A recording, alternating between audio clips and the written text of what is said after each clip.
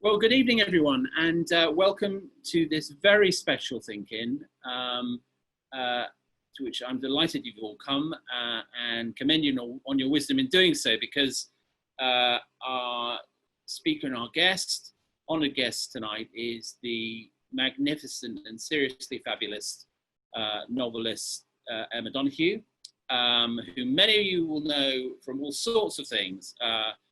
I think it you won't mind if I say that, the Room is perhaps the book that she's best known for. It was Booker shortlisted. Screenplay which she wrote was also Oscar nominated, and it produced what to my mind is one of the best adaptations of a novel of recent decades. But she's written 11 novels, and the latest, The Pull of the Stars, is what we're here to discuss. It doesn't matter if you haven't read the book. We'll be talking around the themes and ideas and the craft and art that went into the book and what it means to be a novelist. I should say, just in preface, that the book is extraordinary because it's set over 3 days in Dublin in 1918 during the Spanish flu, and it's seen through the eyes of a nurse, Julia Power, a maternity nurse, and it's an extraordinary insight into her and her world and the time. So I'm hoping that in the course of the next hour, you will join in. You'll put your hand up if you want to contribute.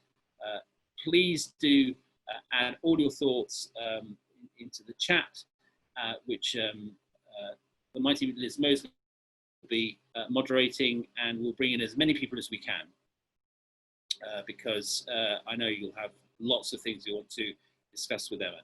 But I thought it might be, first of all, to welcome Emma and ask her if she might read a brief passage from the novel, just to give us a taste of it.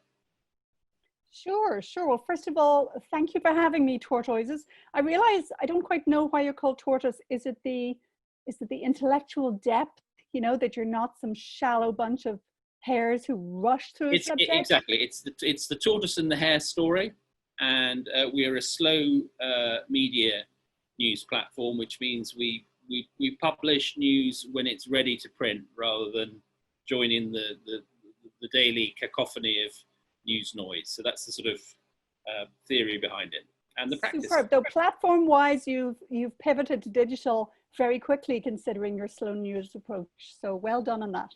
Thanks. Yeah, I'm going to read just a snippet of Julia's journey to work. She goes to work on the tram every day, and here she is one morning. I believe it's Halloween 1918. So she's in Dublin on her way to the hospital she works in.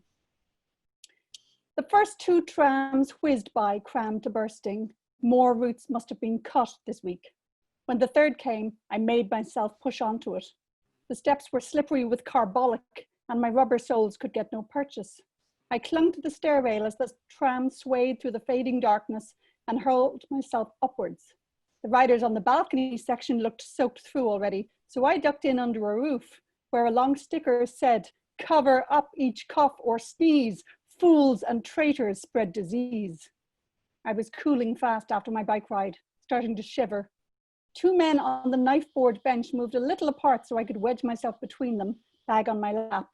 Drizzle slanted in on us all. The tram accelerated with a rising whine, passing a line of waiting cabs, but their blinkered horses took no notice. I saw a couple arm in arm below us, hurried through a puddle of lamplight, their bluntly pointed masks like the beaks of unfamiliar birds. It's wonderful. I start by saying, by the way, that couple I borrowed from a particular real photograph of the time. I used so much photography in researching this novel because the 1918 pandemic has been described as the first major health disaster, which was very much documented in photography. So there's a particular picture of this elegant couple going through the streets with these weird pointy masks. And I was like, I'm putting them in. Page 4. It's wonderful because the prose has this extraordinary gravitational pull and immerses you in Julia's world. But Emma, I wanted to start by asking how you came to the subject, and it's very important, I think, to start by saying that this was a novel conceived and I believe almost entirely written long before coronavirus.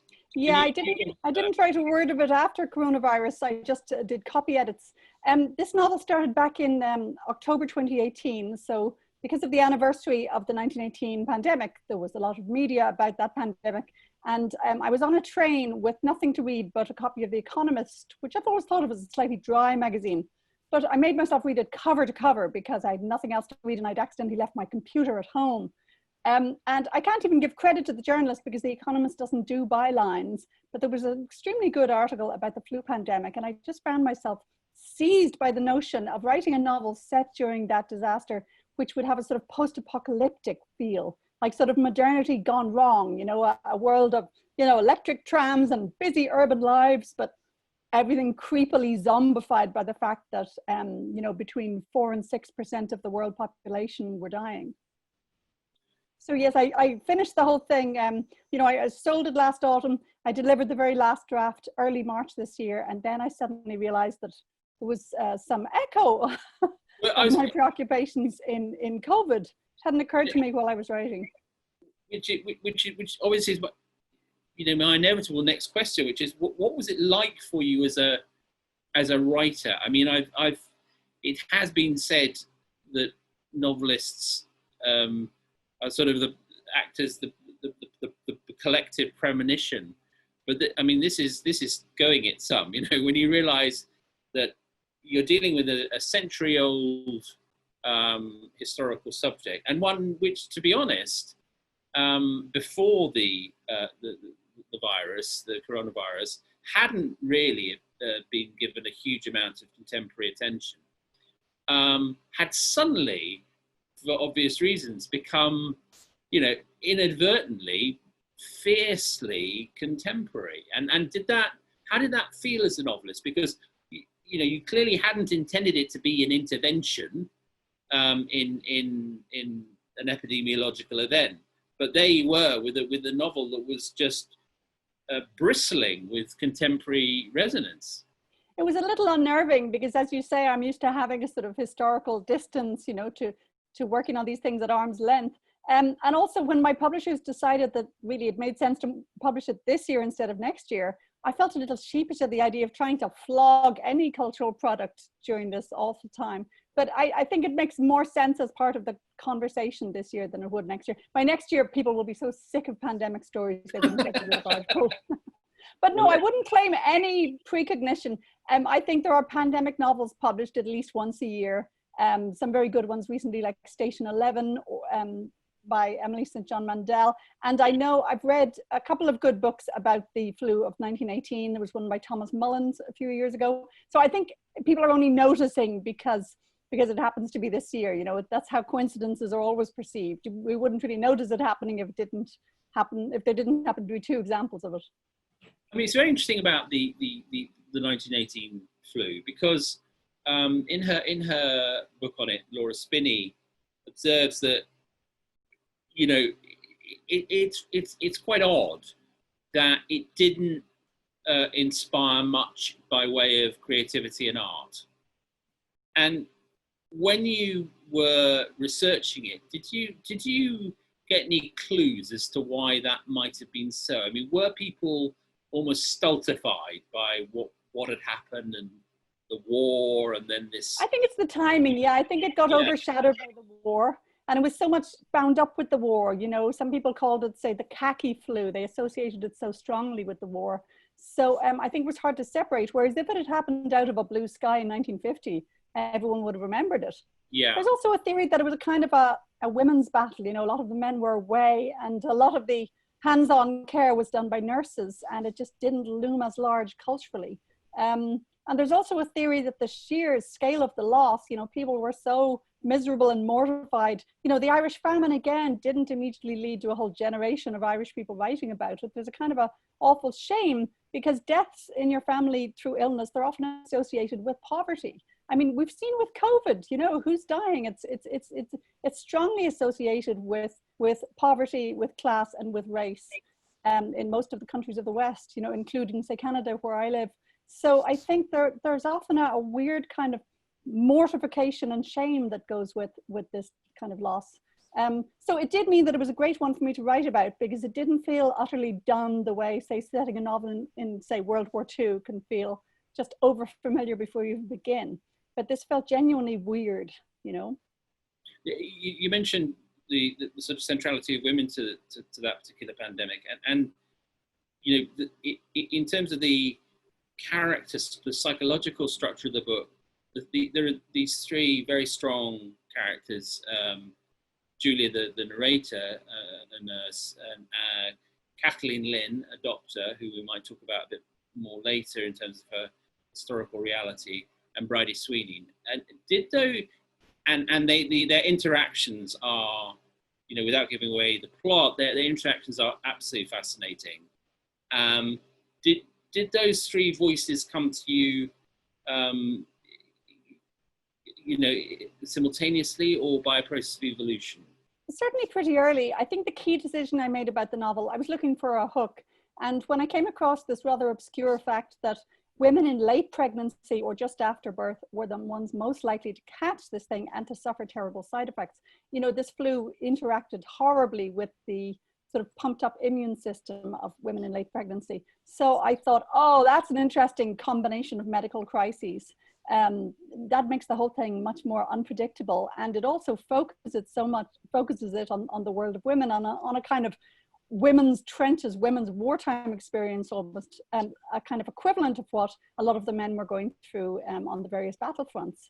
And again, the nurses, often when I read, you know, their memoirs or letters or diaries about it, they sounded almost elated, like we went through horror, but we were so needed, we were so important, we bonded so strongly with each other. You know, some nurses and even volunteers, looking back, they said it was the time of their lives. You know, I think they'd never felt so crucial. So I suppose I was trying to capture all that by setting it in a maternity ward where the patients as well as the medical staff would have this feeling of like, this is the most important day of my life, you know, this is going to kill me or else it'll be my greatest joy.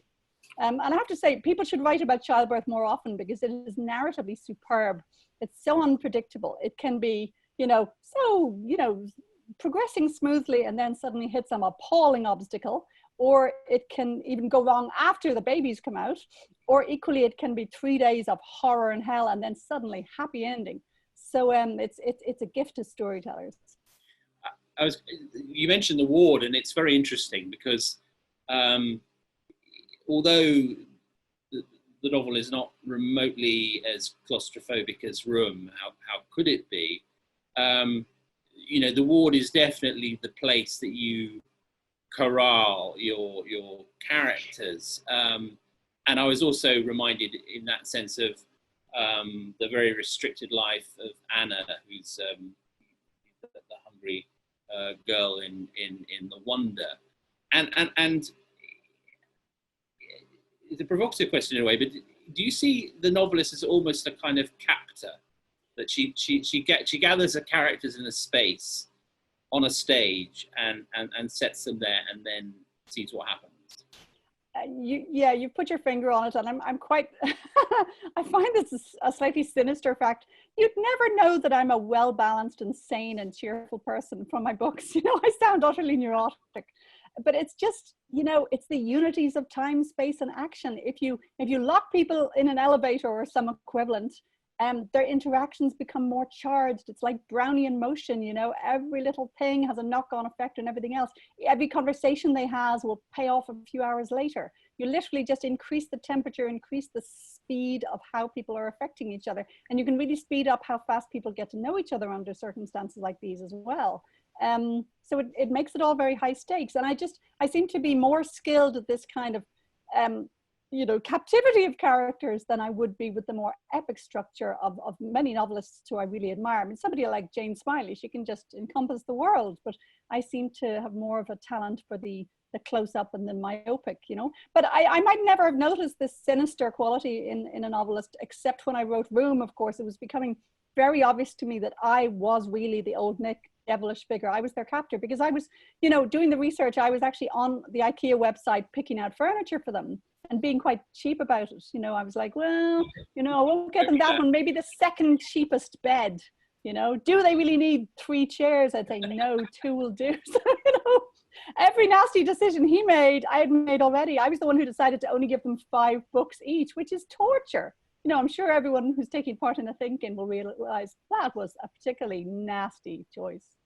But in a way, it's no more or less sinister than, William Golding putting a group of boys on a island, or indeed in his Sea trilogy on a boat. I mean, this is a... Or hang on, isn't Pincher Martin clinging to a spar in the water? Yes. Yeah, that's even worse. You're right. Mine get.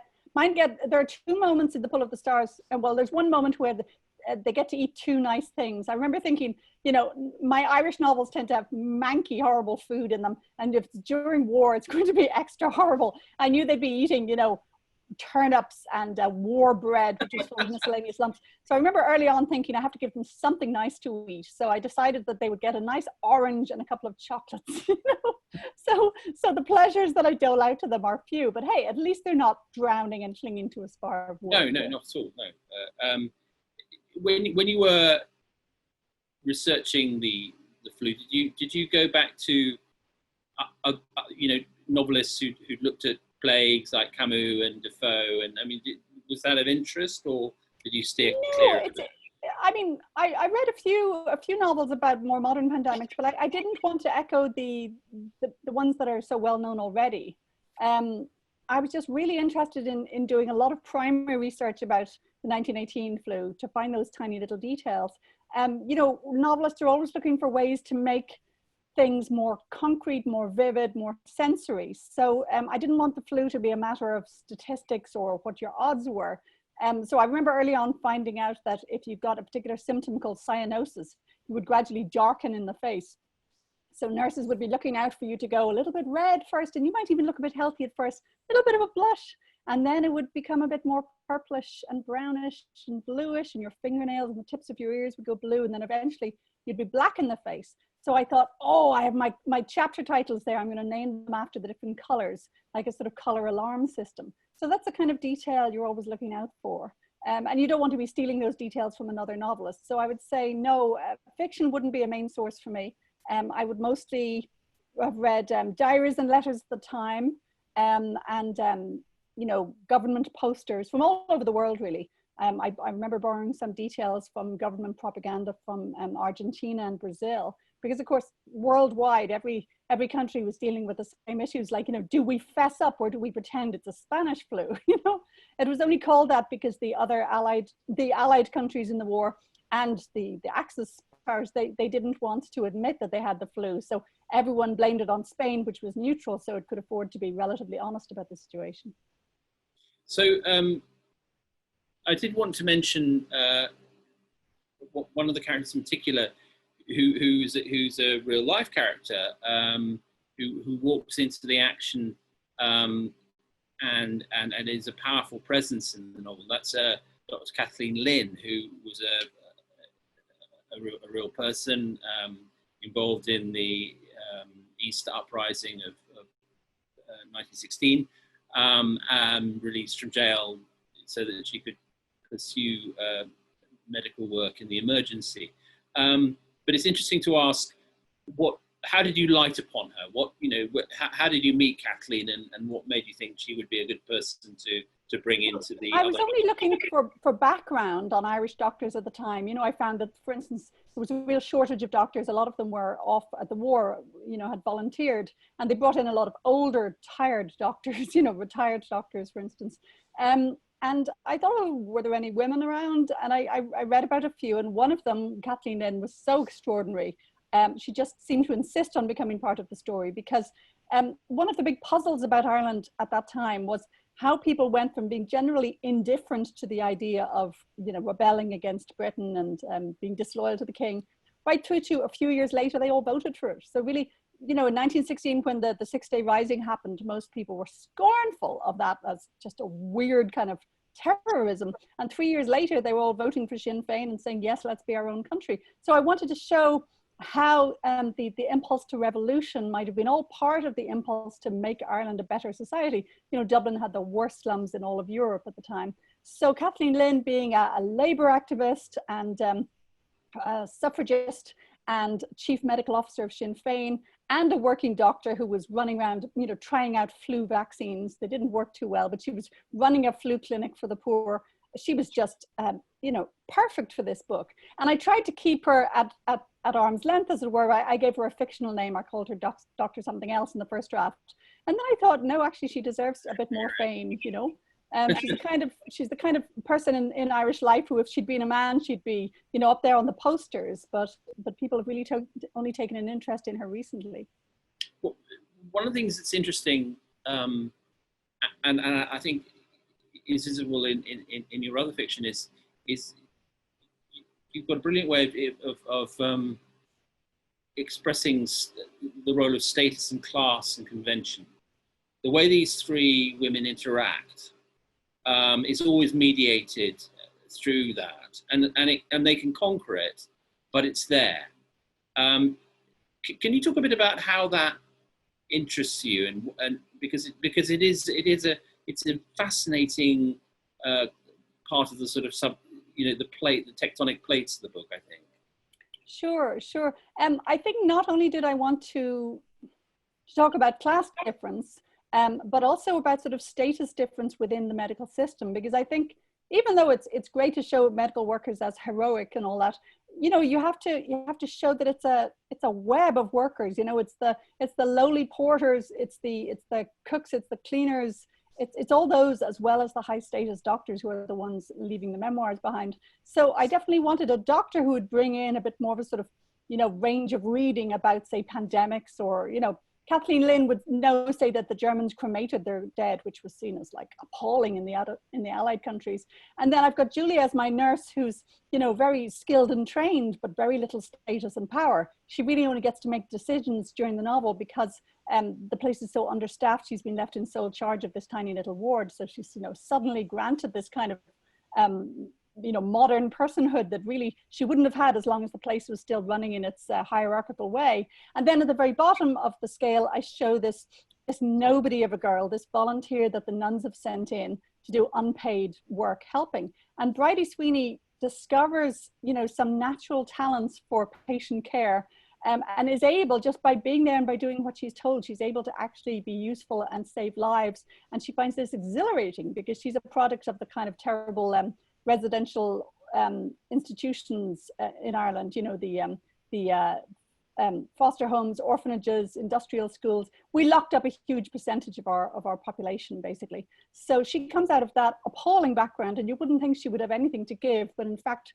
she has a kind of a natural exuberance and curiosity. So I suppose I wanted to show, yes, three people coming from very different places in the class system, and each having, you know, different things to offer. I'd like, if I may now, to bring in my colleague Liv Lee, who I know is there. There she is. Hi, Liv. Hi. So firstly, I have to say I read The Pull of the Stars, and I've just finished it, and it is. I urge everybody on this call to read it. It's absolutely brilliant. And actually, Matt stole one of my questions, which was about Dr. Lynn. But my and it's not a question because I'm not allowed to ask questions. You have this incredible way, and you did it at the end of The Wonder as well. So you have this way of, when you read the book, your endings are like a new beginning. So, and you did it so everybody goes on a new kind of beginning. And so, you know, Nurse Power is walking home. I'm not going to give it away to anybody. And so my imagination is how that next chapter is going to be. And you also do it in The Wonder, where they leave with and they go on their next adventure.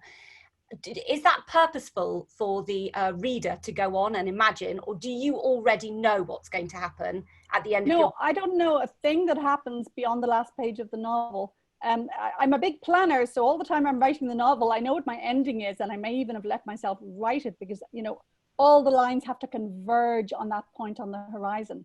And if the last line lands well, it'll be often because I've taken a word or two that's in that sentence and set them up in advance to have a certain weight or resonance in the book.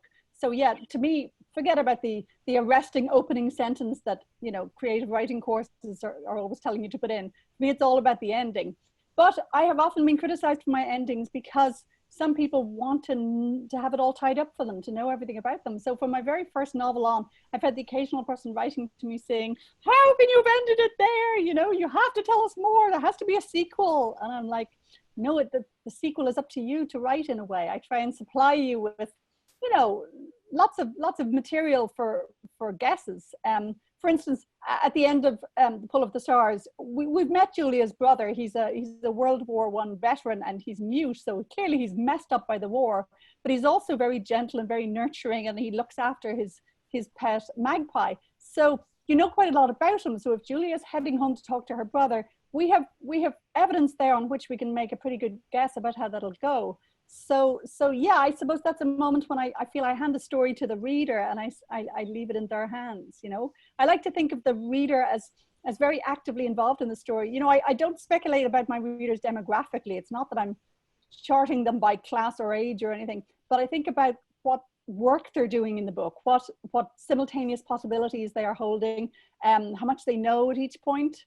So when I'm making my plans for my chapters, you know, I'd put in things like, you know, oh, right here, they might be beginning to guess about that, or they'll be wondering about this, or they'll be going down the wrong road there, or there'll be a red herring there. So yeah, I think a lot about my reader's experience. Oh, it's absolutely great. Matt, am I allowed to ask just not a question? Yeah. So Bridie, have I said that right? I say Bridie, yeah. Bridie. It's a version of Bridget, like a lot of Irish names for women are some version of Saint Bridget. Such as in America, a Bridget was the standard name for an Irish maid, you know. So she has an extraordinary backstory, and you also link to so I looked up Dr. Lynn because she was incredible. And what made you pick on that bit of really sad Irish history to kind of like tell her story? Good question. First time I've had that question. I think I wanted the novel to be very, what's the word, woven together, not just by imagery, but actually by their fates, their storylines, you know.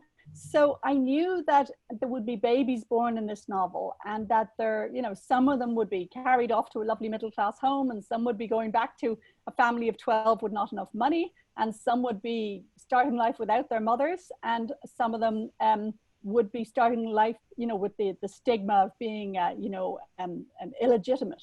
A word that I remember they only actually kind of got rid of in Irish law when I was already grown up.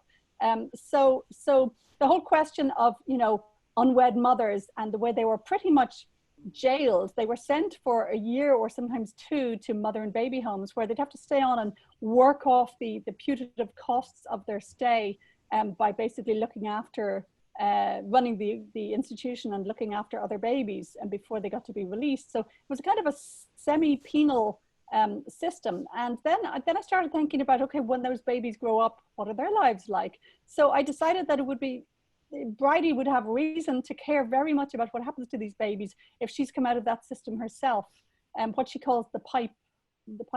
So yeah, it just sort of giving her that background, it sort of raised the stakes for all the children in the book. And it's the first time I've ever based a character on a government tribunal report. You know, in Ireland, there was this huge government inquiry into abuses that happened in our residential institutions. And I read it case by case, you know, all this heartbreaking testimony. And I tried not to use the more sort of lurid tales of whippings and rapes and so on. I was just looking for those tiny little details, like, you know, kids who were so hungry that they would eat the candles in the church. Or, you know, a girl hung up by her red hair because her hair was both red and curly, which were two marks of the devil.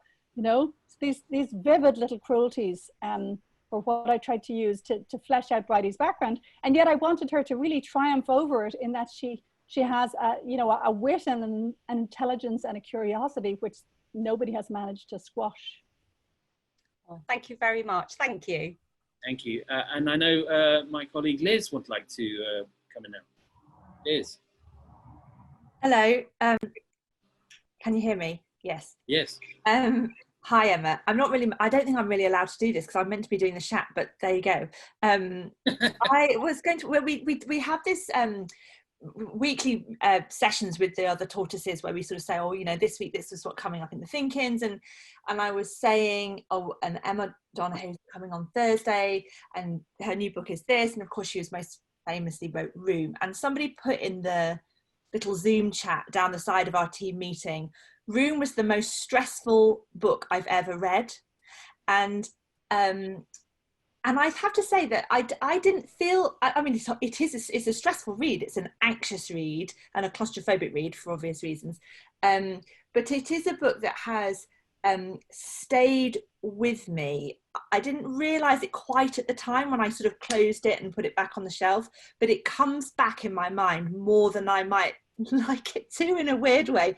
And I guess my sort of question, or it's a wondering aloud thing, there's ways that story sort of worms its way back into my psyche when I'm thinking of, you know, if you have a sort of parenting problem, weirdly Room might play it, or you have you know, a sort of you're frustrated with your house. There's weird ways that it plays into, and the echoes of that, they're not always nice feelings. I just wondered how you felt putting that story together, experiencing it, and then I don't know if people often say to you, I don't know if I want to thank you for writing Room or not. It's my sort of weird, it's a very powerful thing that it lurks in the back, because not many novels that I very much enjoy, and then I almost at them and can't remember what I've read, and that one's the opposite. And I just wonder how you feel as a writer knowing that you've done that to me. Well, you make a really good point, which is that your experience of reading a book at the time is not the same as its lingering effect on you. I mean, I've had books that I lapped up and then immediately forgot, and others that I hated, you know, and somehow I've been talking about them ever since, you know, or same with other artwork. I remember seeing a Lenny Abrahamson exhibition all about her kind of, you know, tearing her hair out and shooting arrows at herself and so on. I saw this in my teens, and I just, you know, to me, it was just the epitome of awful modern art. And I talked about it for the next 20 years. And then I suddenly thought, it's clearly good art if I'm still talking about it. No, I do feel a little sheepish. It's almost more as if I'm sometimes the readers, you know, one of those very tough therapists who puts you through an upsetting session rather than your friend, you know, because my job is to make you feel. Sometimes if I've been crying luxuriously over a book, my 13-year-old daughter will look at me like, why are you reading it then? And I'm like, adults don't feel as much as you guys, so, you know, we need something to reactivate our feelings, you know. And of course, some readers will say, pretty much breeze through a Room, and they'll write to me and say, love that book with the cute boy in it. And others write to me saying, I'm harrowed, I'm destroyed, you know. So readers, put it this way, if you're lucky enough to ever have a bestseller that's read by a lot of people and a wide range of people, you realize from the emails you get from them that the readers bring so much to the book. It's really a different book every time. It's their book.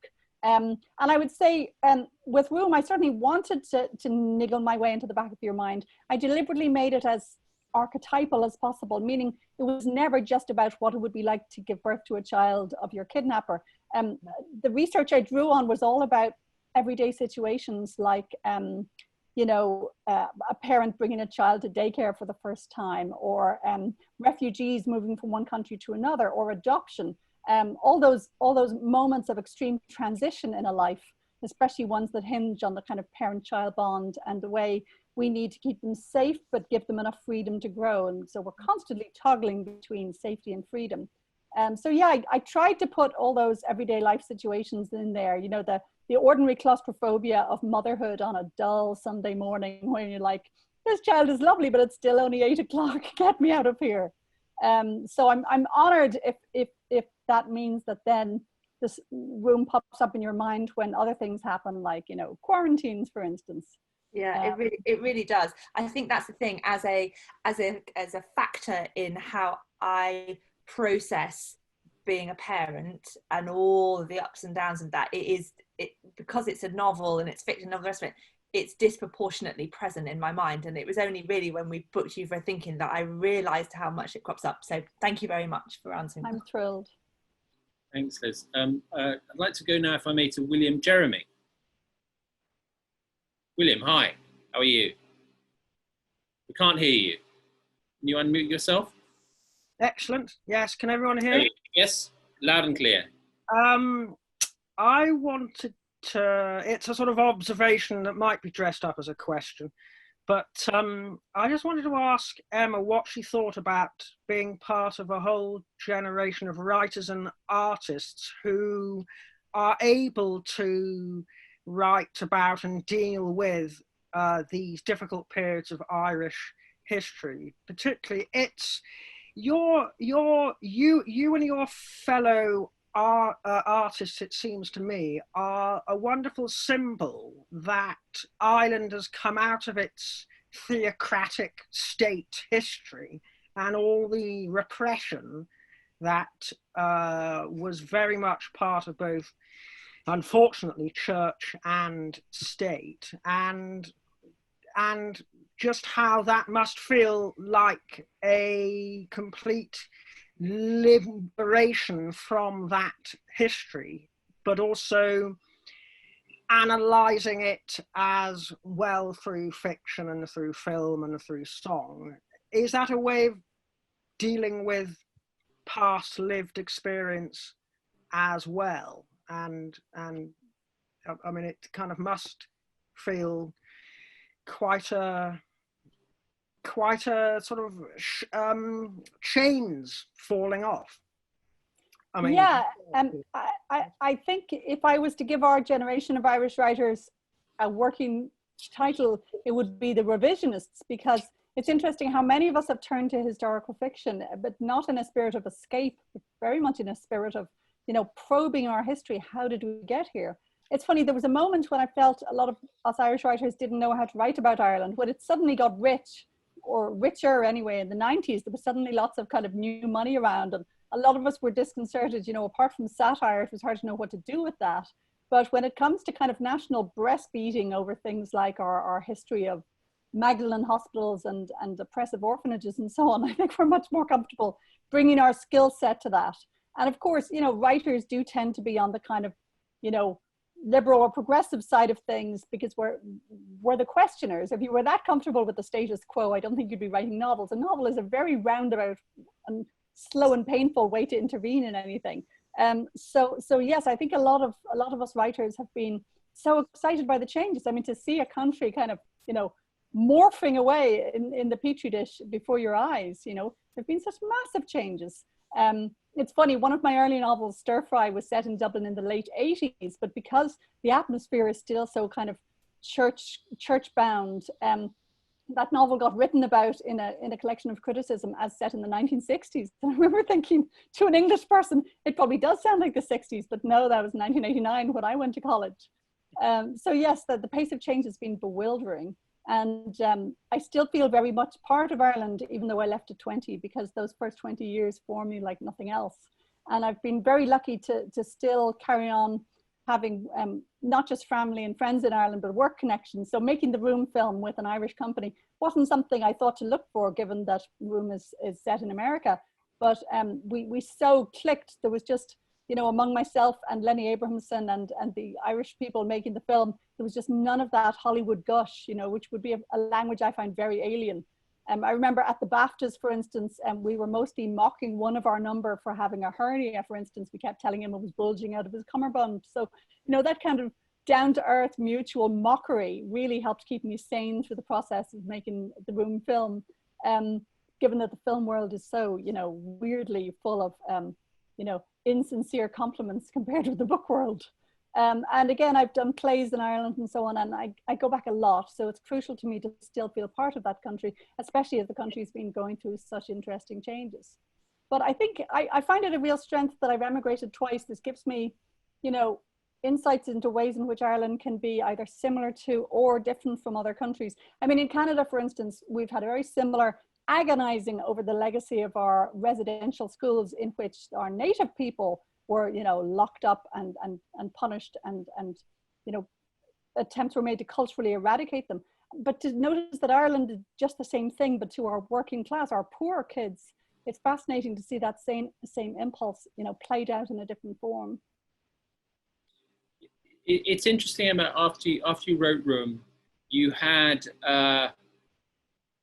clearly an almost immediate confidence that there was a film in it.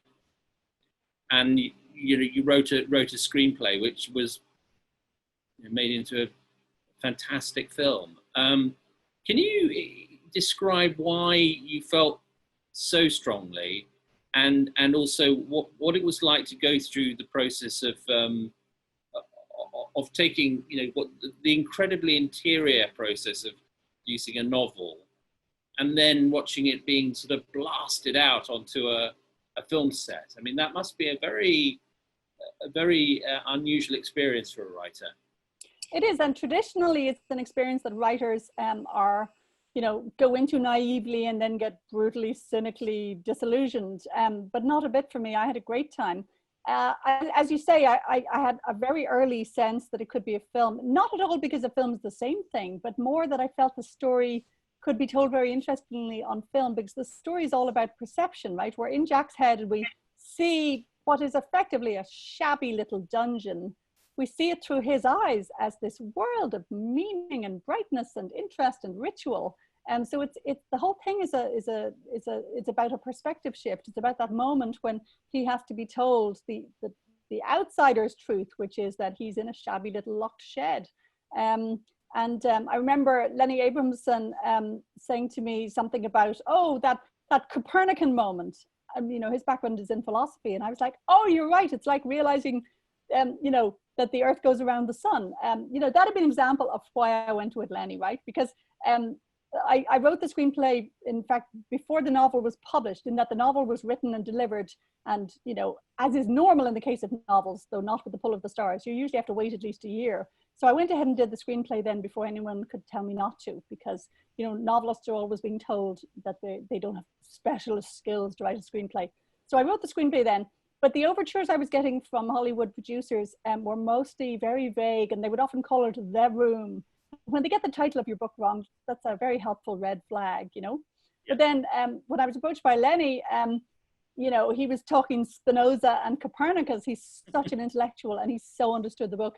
And he just very openly and generously sent me this 10-page letter saying, you won't have heard of me. There's no reason you should pick me, but I know how to make this into a beautiful film. Let me tell you how I would do it. And that kind of straightforward laying down of his ideas rather than, hedging and fencing and negotiating. And that really drew me to him. And I think that the best decision I made was to say no to everybody else until Lenny came along. I think writers often feel that they have to, respond to the great compliment of having their novel bought by signing on the line, and then they're horrified when a trashy film is made of it. But we don't have to say yes. We can just keep saying no. I remember my partner, Chris, at a certain point, it had been a couple of years, and, I had turned down someone else, and she was saying, are you going to say no to everybody? And I was like, no, the right film director will come along. So what I'm most proud about with that film is really that I kept saying no till I met Lenny. Thank you. I'd like to go to Lisa G now, if I may. Lisa, are you there? I am, yeah. Hi, how are you? I'm all right, I think. Just Emma, it was years since I read Room, which I absolutely bloody loved, and I haven't read the new one yet.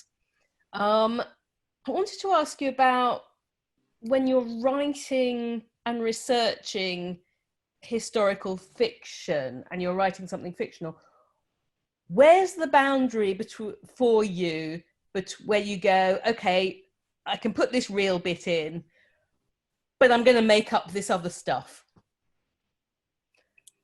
That's a great question. Some novelists couldn't care less. Someone like Thomas Pynchon with Mason and Dixon, they just, in a very postmodern spirit, they say, oh, it's all made up anyway. So they just have fun with it. I'm full of qualms and ethical worries about these things. I'll sweat over the fact that I'm having a train come in on a Sunday when there was no Sunday service. So I kind of keep a little list, like one of the mini files in my Scrivener project folder will be, things I've changed. Okay, here's one example. Kathleen Lynn was, she had private patients at the time. No hospital had hired her full-time because she was a woman and the men didn't want to work with her, and because she was a rebel. And she was also running a small flute clinic. I don't know that she did any locum work, but I thought it was at least fully plausible that she might be brought in by a very understaffed hospital for just a couple of days of maternity work. And she did have a midwifery background. So that would be an example of something where I'd let myself fictionalize, because it's not just plausible, but it's right for the person. If I had suddenly had her I don't know, baking scones at a Women's Institute meeting. That would have felt like I was actually distorting her, and she would have been sort of mutely protesting in my mind. But I thought perfectly plausible. She was so energetic and multi-talented. It's perfectly plausible she would go where she was sent.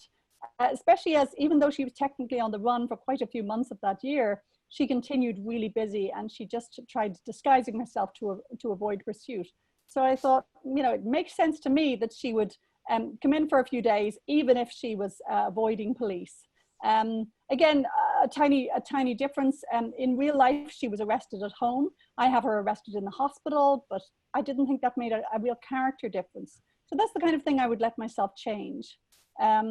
It's funny, actually, the only thing I remember changing in the copy editing process, I was mostly using the word epidemic in the novel, because I thought pandemic just sounded too much of a sciencey sociology term, you know, too technical and correct, you know. But then, of course, when I was doing the copy edits, suddenly the word pandemic was on everyone's lips and completely normal. So I thought, oh, I can use the correct word now.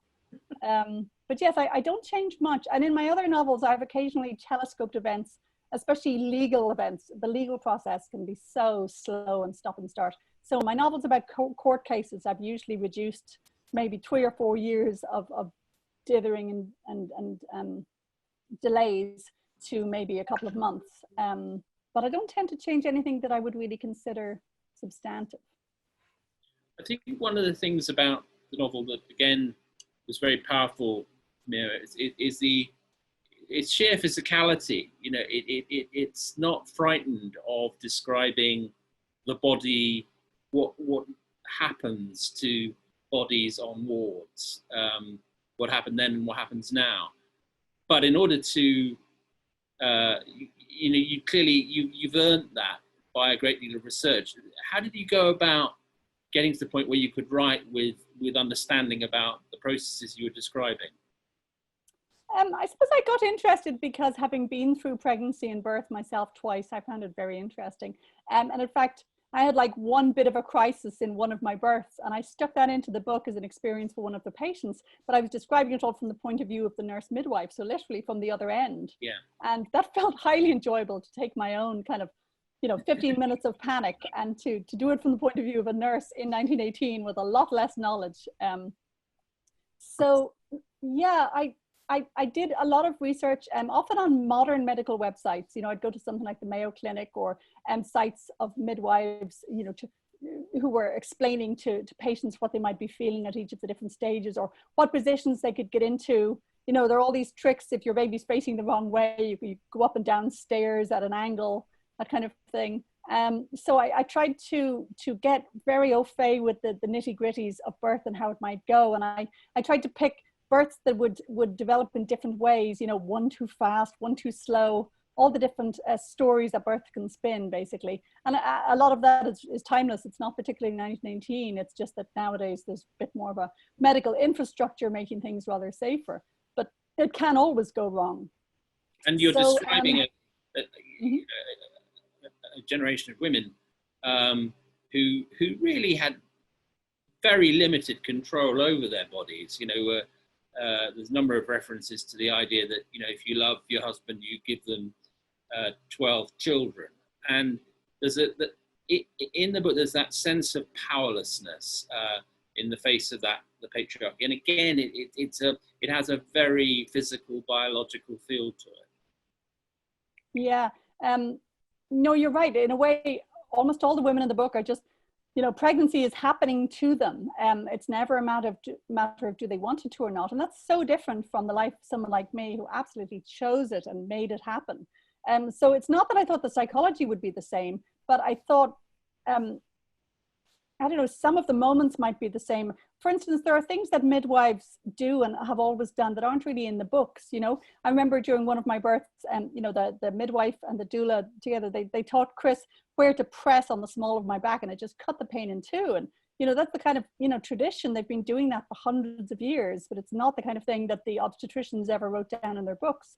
So I tried to draw on all sorts of sources of knowledge for the different kind of crises and good sensations of birth as well. And I put in the stories of several friends of mine. I talked to everyone about their birth stories. And it is funny that critics, I've often written about dark and grim things. But with this particular novel, quite a few critics are just, you know, overwhelmed by the childbirth scenes. It's clearly more of a taboo than I realized, you know. People can read war novels without blanching, but they talk about reading this one through their fingers, you know. No, it's an education, it's important. I'd like to come to Michael Kowalski now, my colleague. Michael, are you there? Hi. Oh yeah, hi.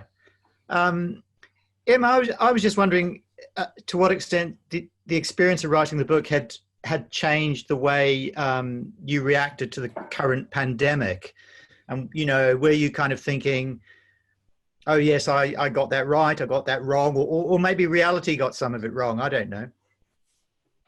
Sorry, I'm just running out of power with my old laptop, so just moving to another desk. Here you go. Yeah, it's funny how much proved to be almost identical between then and now, isn't it? Sorry, just give me a moment.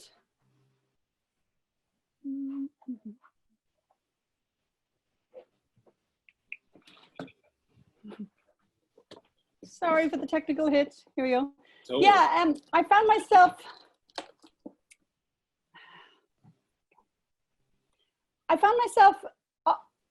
shaken almost by how little had changed in terms of the politics around a pandemic. For instance, when we started to see statistics on how COVID was hitting people of color worse on average, or the poor worse on average, I thought, this is so like in my novel, when the women from the Dublin slums are just, you know, pre-weakened, that their lives are a pre-existing condition.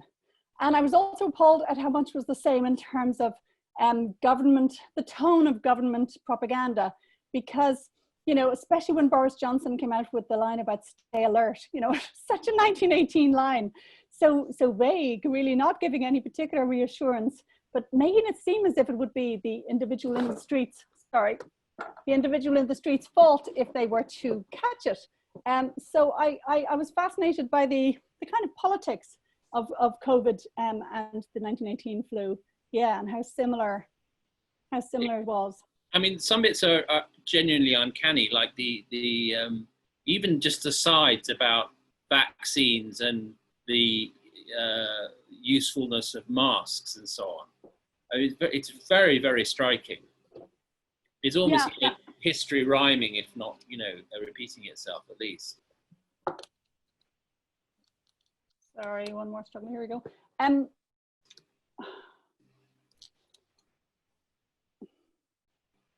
I think history does rhyme, but I don't think a novel about, say, the Black Death would have felt quite so similar. I think what we're specifically noticing here is how a pandemic hits a modern, industrialized, urban society. So I think the reason people are finding it eerily similar is that it's about, you know, trying to get to work on the tram and wondering, oh, that man who's just coughed behind me, you know, did that go down? Did that get through my handkerchief? And mask wearing was not ubiquitous then, but it was a subject of extreme controversy in that they did a lot of it in America, and in certain parts of America, they made it compulsory, and then there would be anti-mask leagues. But in Europe, they seemed to think that masks were pretty pointless. And in fact, the way people wore masks in 1918 was probably fairly pointless, was the conclusion of a study I read recently, in that people tended to wear the masks outside in the street, and then they would take them off as soon as they got into a building, like taking off a hat. So, you know, it probably didn't help much. Could you say a little bit about the title of the book? Sure. Wonderful title, Full of the Stars.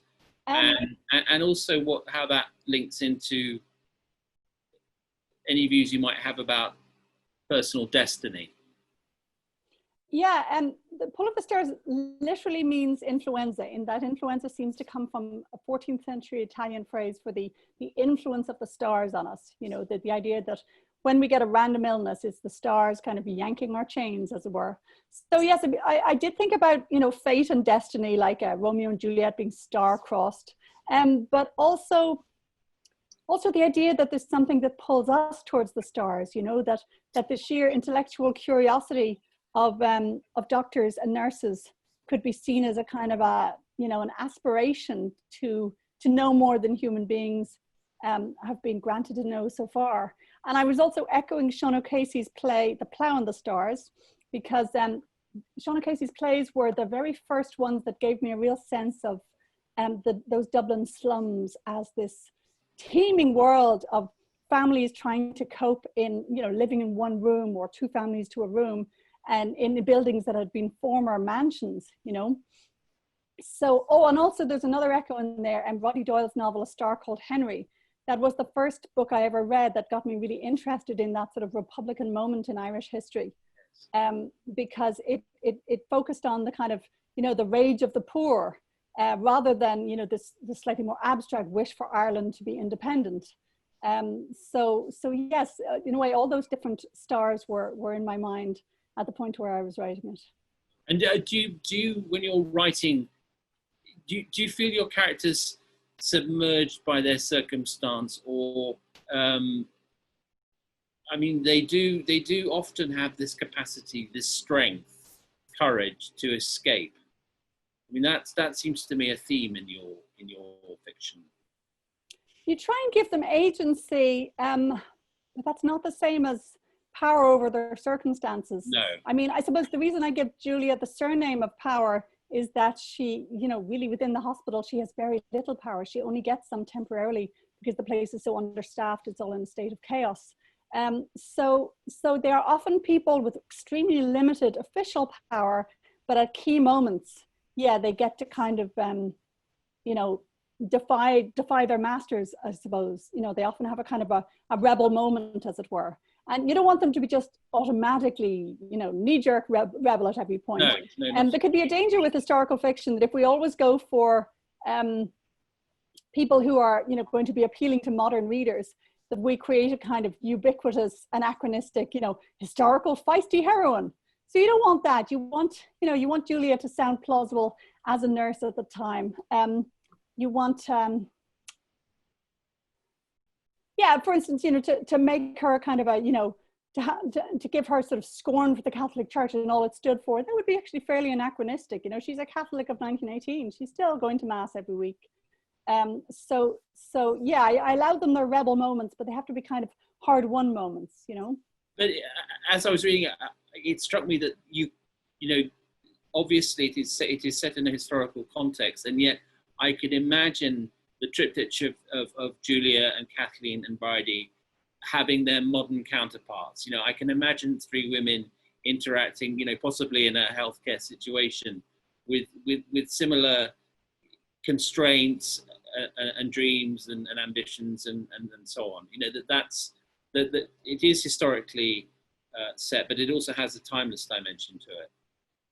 I think you're always looking for kind of an archetype. I mean, okay, this is going to sound a bit fancy, but the fact that it's set over 3 days, you know, it's like a fairy tale where one thing happens and then happens again the next day with a slight difference, and again the next day, or it's like Jesus dying for 3 days. And again, they are three women, a very young one, a slightly older one, and an older one. So you could see them as a kind of a, you know, maiden, mother, and crone. So it's not that the readers will necessarily notice these kind of, you know, scholarly echoes, but first of all, they're satisfying to me, I suppose, because I did a lot of studying of literature, and I just adore fairy tales and legends. So I'm always looking for those kind of echoes, but also because it helps add to that sense of, yes, this could be any time, any place.